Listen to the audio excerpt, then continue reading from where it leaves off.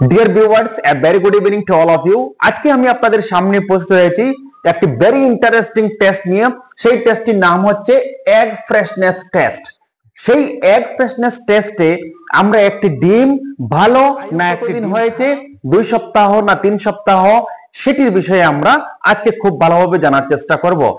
সেটির জন্য আমাদেরকে একটি গ্লাস নিতে হবে এবং গ্লাসে সাধারণ জল, যেটি সেই সাধারণ জল আমরা গ্লাসের মধ্যে আমরা রাখবো।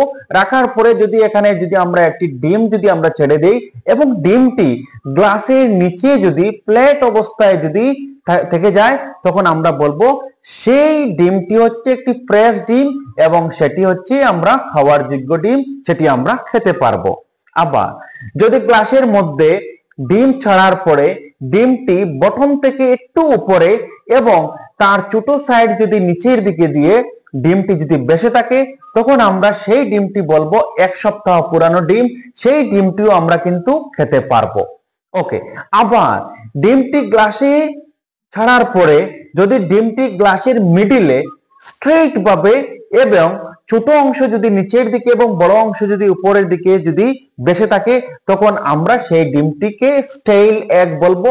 স্টেইল egg means no fresh egg, সেই ডিমটি কিন্তু ভালো নয়, সেটি হচ্ছে 2 থেকে 3 সপ্তাহ পুরানো ডিম, কিন্তু আমরা খাবো না।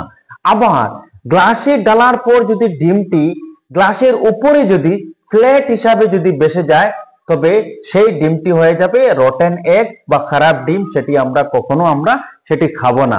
সো আপনাদের জন্য একটি কোয়েশ্চেন আমার থাকবে, why rotten eggs are floats on the surface of the water?